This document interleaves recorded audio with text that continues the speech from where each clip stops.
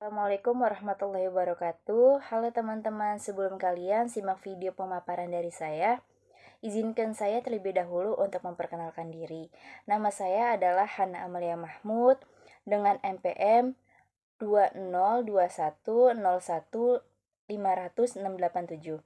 Saya dari jurusan Bimbingan dan Konseling. Tujuan saya membuat video ini adalah untuk memenuhi tugas dari mata kuliah konseling populasi khusus. Selanjutnya ada penjelasan mengenai judi online atau slot.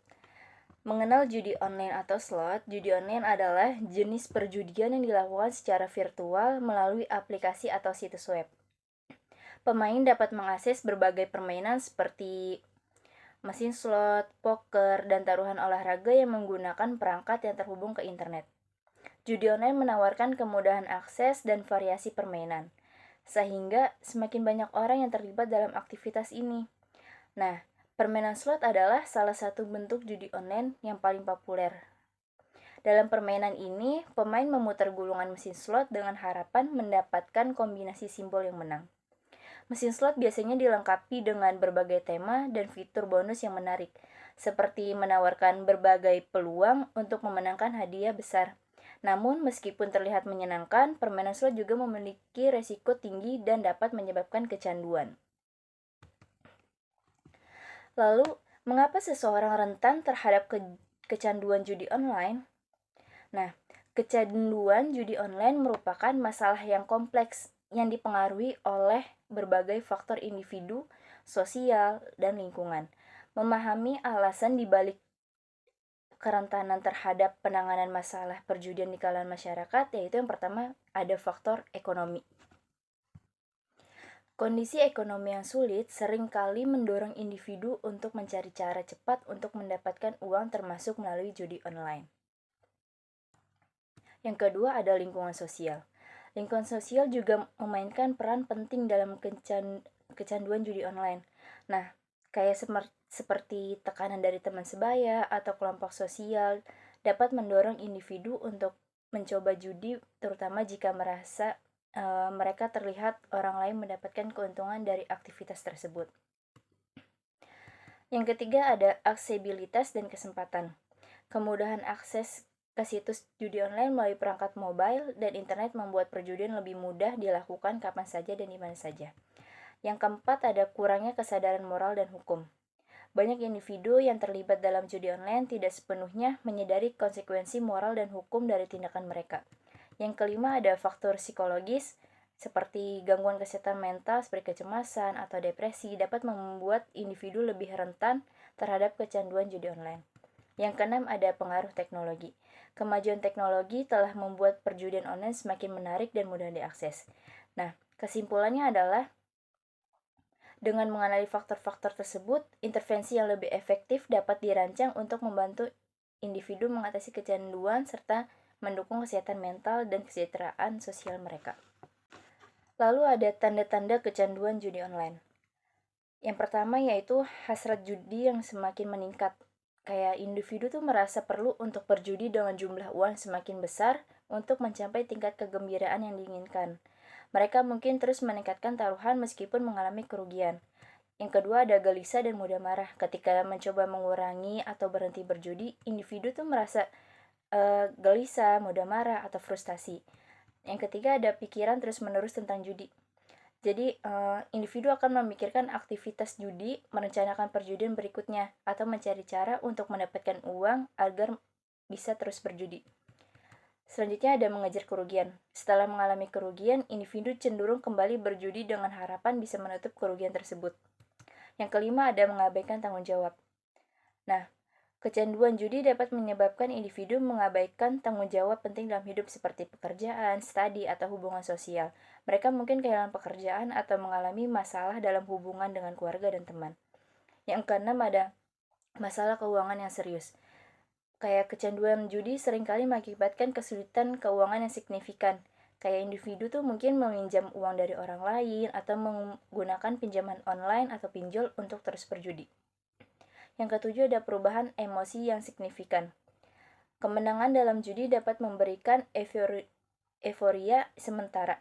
Tetapi kekalahan seringkali menyebabkan perasaan cemas, depresi, dan frustasi.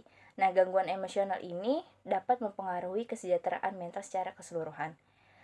Yang kedelapan ada menutup dan menarik diri. Pecandu judi online cenderung menjadi lebih tertutup dan menarik diri dari lingkungan sosial mereka, terutama terkait dengan masalah keuangan mereka. Mereka mungkin tidak mau berbagi tentang kebiasaan berjudi dan berusaha menyembunyikan dari orang lain. Lalu selanjutnya ada dari dampak merusak dari kecanduan judi online itu, yang pertama ada dampak pada kesehatan mental yang seperti tadi, stres dan kecemasan. Seseorang yang kecanduan judi sering mengalami tingkat stres dan kecemasan yang tinggi, terutama ketika menghadapi kerugian finansial atau ketika berusaha untuk mengendalikan dorongan berjudi. Lalu dari stres dan kecemasan ada juga depresi, kayak kerugian berulang kali dan ketidakmampuan untuk menghentikan kebiasaan berjudi dapat menyebabkan perasaan putus asa dan depresi. Yang ketiga ada gangguan emosional, yaitu kecanduan judi dapat mengakibatkan perubahan suasana hati yang drastis, termasuk kemarahan, frustasi, dan kehilangan minat dalam aktivitas lain. Yang kedua ada dari dampaknya itu masalah keuangan. Masalah keuangan itu ada dari kerugian finansial yang signifikan. Kecanduan judi online seringkali menyebabkan individu menghabiskan jumlah uang yang besar, bahkan hingga kehilangan tabungan dan aset berharga. Banyak orang berhutang untuk mendanai kebiasaan berjudi mereka. Kekerasan dalam rumah tangga. Masalah keuangan akibat perjudian dapat memicu konflik dalam rumah tangga, bahkan kekerasan domestik karena tekanan finansial yang dihadapi. Lalu dampak yang ketiga yaitu fisik. Karena stres dan kecemasan yang berkepanjangan dapat menyebabkan berbagai masalah kesehatan fisik seperti gangguan tidur, kelelahan, penurunan sistem kekebalan tubuh, dan peningkatan risiko penyakit jantung.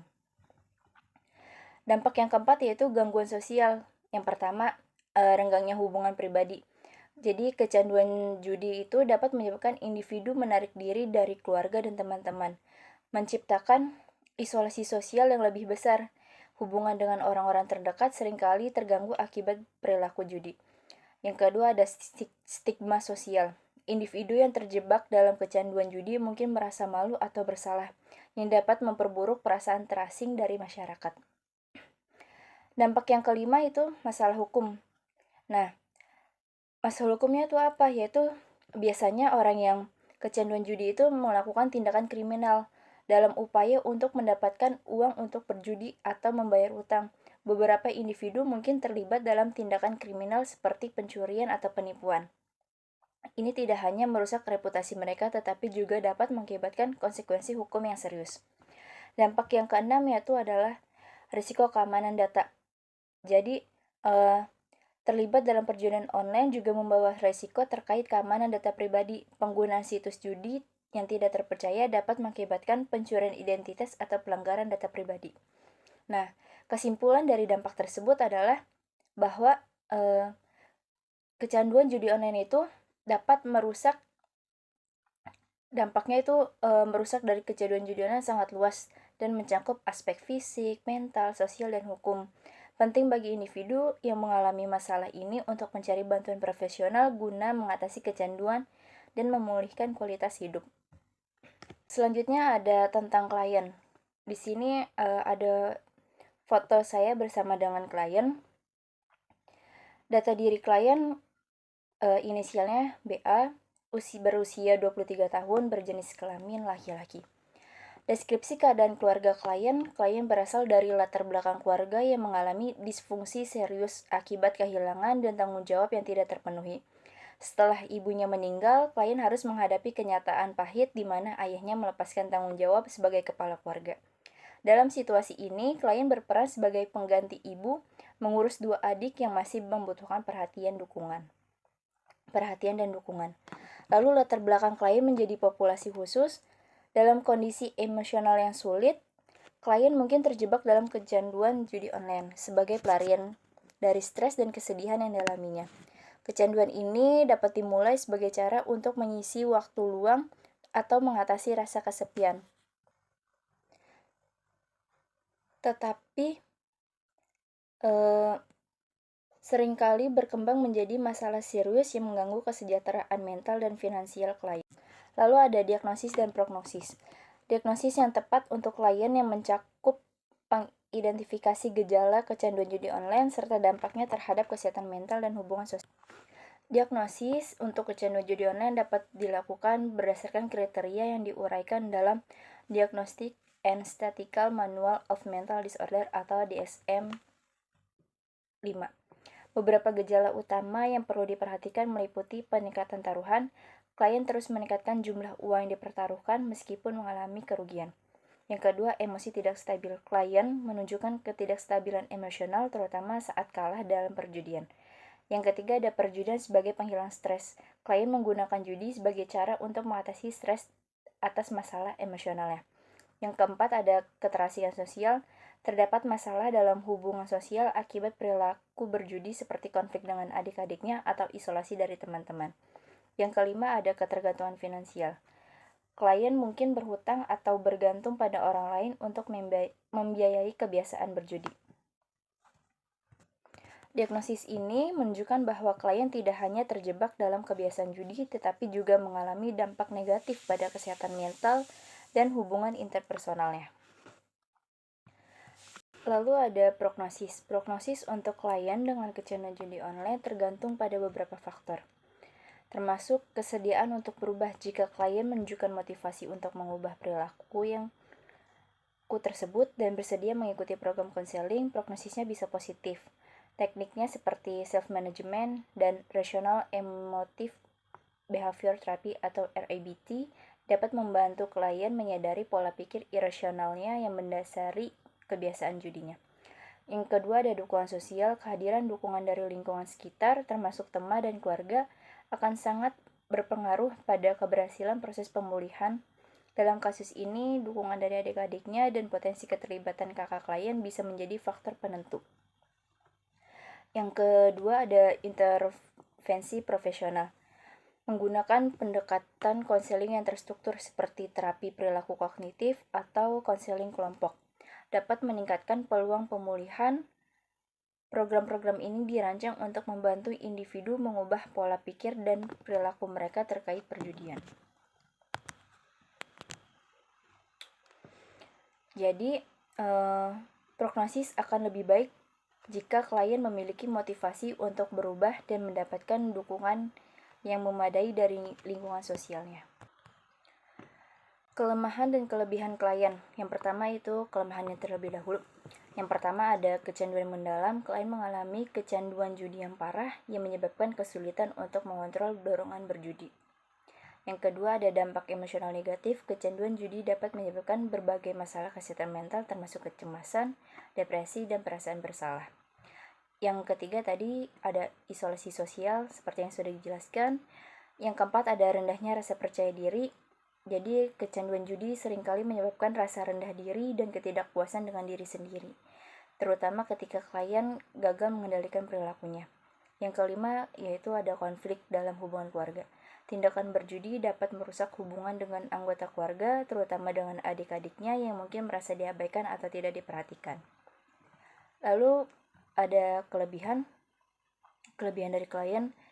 Yang pertama, klien tuh mampu mengambil tanggung jawab. Meskipun dalam keadaan sulit, klien berusaha untuk mengambil tanggung jawab sebagai pengurus keluarga setelah kehilangan ibunya dan melepaskan ayahnya.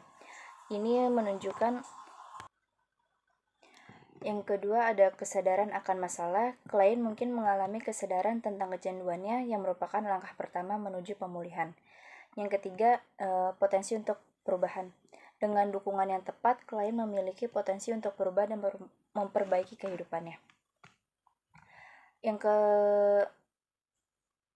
kelima ada dukungan dari komunitas seperti kayak mungkin teman atau organisasi pemulihan. Hal ini dapat mendorong dorongan positif dalam proses pemulihan klien.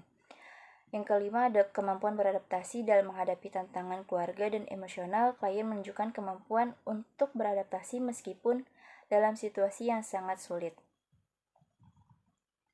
Jadi, kelemahan klien dalam konteks kecanduan judi online terkait erat dengan dampak negatif dari perilaku tersebut terhadap kesehatan mental dan hubungan sosialnya.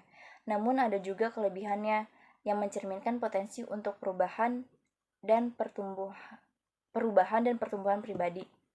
Memahami kedua sisi ini sangat penting dalam merancang intervensi konseling yang efektif untuk membantu klien mengatasi kecanduannya dan memperbaiki kondisi hidup secara keseluruhan. Setelah itu ada hambatan atau ancaman yang dihadapi pada saat wawancara. Mungkin hambatan dalam wawancaranya yaitu ada klien mungkin merasa enggan untuk terbuka tentang kecanduannya, terutama jika merasa malu atau tertekan oleh stigma sosial yang melekat pada perjudian.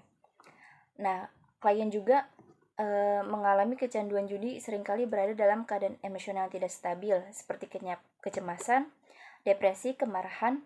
Nah, emosi ini tuh dapat berpengaruh kepada kemampuan klien untuk berkomunikasi secara efektif selama wawancara. Setelah itu ada keterbatasan waktu. Jadi hal ini dapat mengurangi kedalaman dan kualitas informasi yang diperoleh. Setelah itu ada kurangnya percaya diri si klien tersebut. Kayak klien merasa rendah diri atau tidak percaya diri dalam berbagi ceritanya kepada saya. Setelah itu ada juga dari kondisi lingkungannya. Karena lingkungan tempat wawancara yang dilakukan juga dapat mempengaruhi kenyamanan klien. Jadi kayak mungkin lingkungannya agak sedikit berisik, jadi klien kayak merasa kurang nyaman atau merasa tertekan dalam lingkungan tersebut. Nah, ancaman bagi si klien yaitu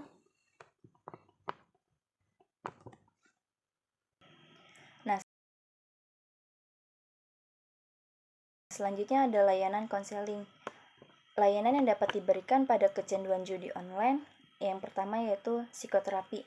Jadi layanan ini melibatkan terapi dari psikolog untuk membantu individu memahami dan mengubah pola pikirnya, serta perilaku yang berhubungan dengan kecanduan judi. Salah satunya yaitu terapi perilaku kognitif atau CBT, merupakan pendekatan yang umum digunakan untuk membantu klien mengidentifikasi dan mengatasi pikiran negatif yang memicu perjudian. Lalu bisa juga dari dukungan keluarga. Melibatkan anggota keluarga dalam proses rehabilitasi sangat penting. Dukungan dari keluarga dapat memberikan kontrol dan pengawasan selama masa pemulihan serta membantu memperkuat motivasi klien untuk berhenti berjudi. Program rehabilitasi seringkali mencakup sesi konseling keluarga untuk meningkatkan komunikasi dan pemahaman. Nah, yang terakhir itu ada program rehabilitas keuangan. Layanan ini bertujuan untuk membantu individu yang terjebak dalam masalah keuangan akibat judi online. Program ini dapat mencakup pelatihan tentang pengelolaan uang yang sehat, restrukturisasi utang, dan dukungan dalam membangun kembali stabilitas finansial.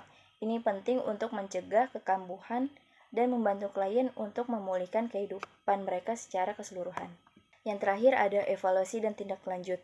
Evaluasi dan tindak lanjut adalah proses penting dalam membantu klien mengatasi kecanduan judi online.